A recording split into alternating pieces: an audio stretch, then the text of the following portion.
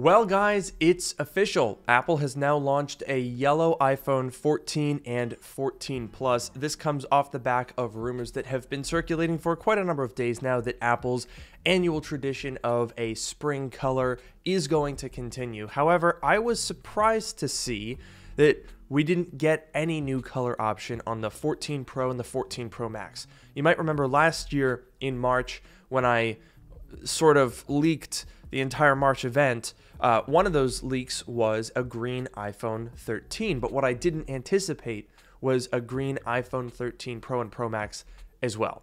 So I kind of thought maybe that was going to be the start of a new tradition, but apparently not. So just the regular 14 and 14 Plus got this new yellow option. It looks better than I was fearing, but still not my favorite color in the whole wide world.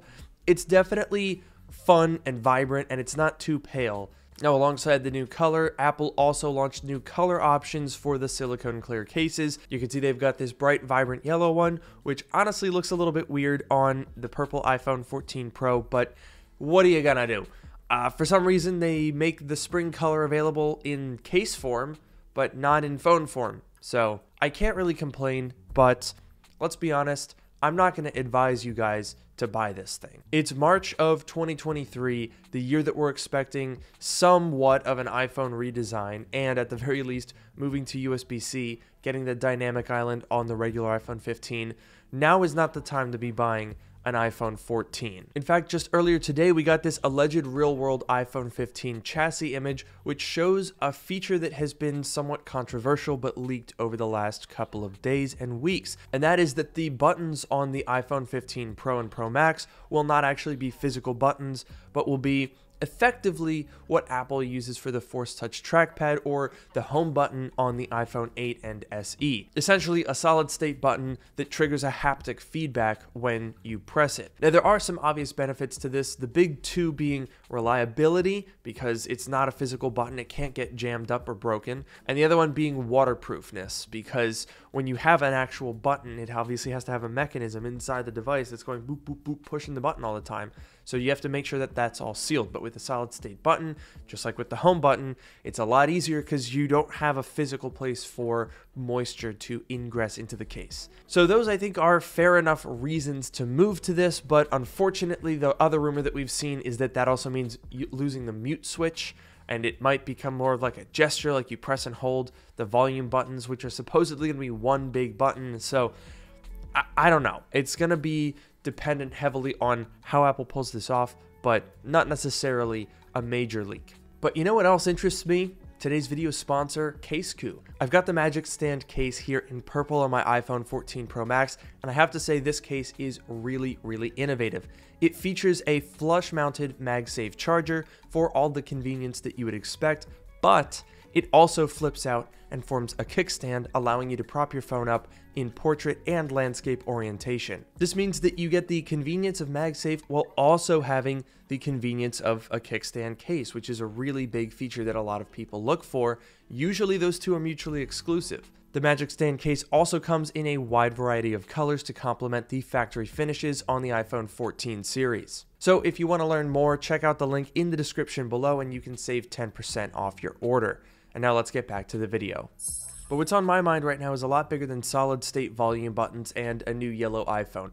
I'm talking about an Apple Spring event. This is something that we were previously expecting. Then Mark Gurman said probably not in March because the event got delayed or something. And he also said that the VR headset, which was going to come out in the spring, is not going to come out in the spring. And that kind of puts us in a weird spot where we're like, hey, we're hearing all this stuff about 13 and 15-inch MacBook Airs. We're hearing all this stuff about a Mac Pro. We're hearing all this stuff about a headset. So when is it going to be?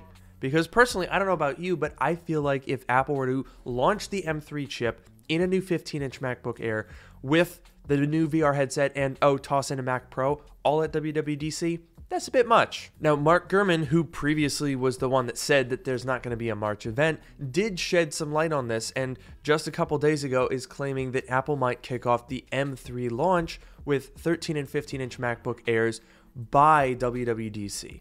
So Gurman said in Power On that updates to the MacBook Air are imminent, but the specifics like what chip it uses are slightly less clear. Now, that's interesting wording because on my podcast just yesterday, I was going through all of this, and Ming-Chi Kuo has been saying for quite a while now that the 15-inch MacBook Air would use an M2 and an M2 Pro chip. And I believe that that rumor is wrong. That does not make sense to me. 10 months after the release of the M2 chip, put it in something new, and it also doesn't make sense to introduce a new size of MacBook Air without touching the other one. Now, I think what we are looking at is probably in March or more likely April, a new MacBook Air 13 and 15, both with the M3 chip. That's the only way that this really makes sense to me.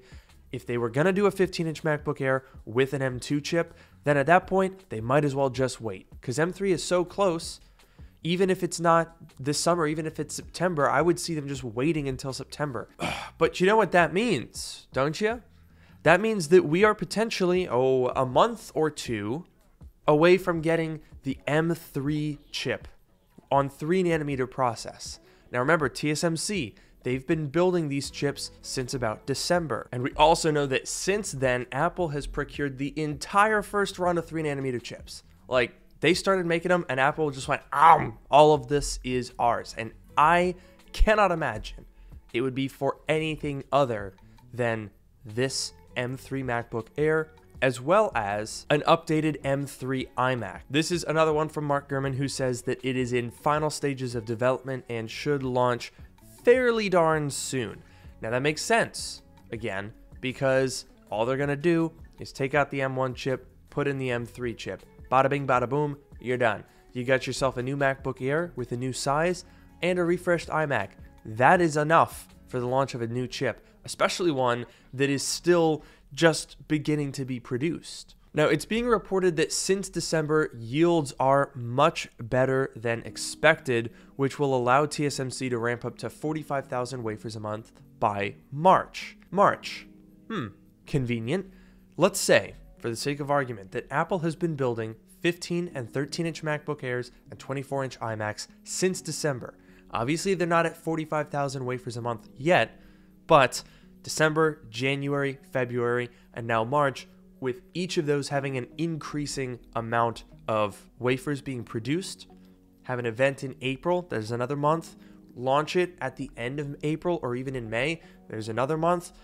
I think we're ready for the M3 chip to get rolled out. And I think it's also likely that some of the chips that Apple is churning out as TSMC is ramping up are probably meant for the iPhone 15 with the A17 chip, because that's got until September. So they do have 9 months to ramp up production on that.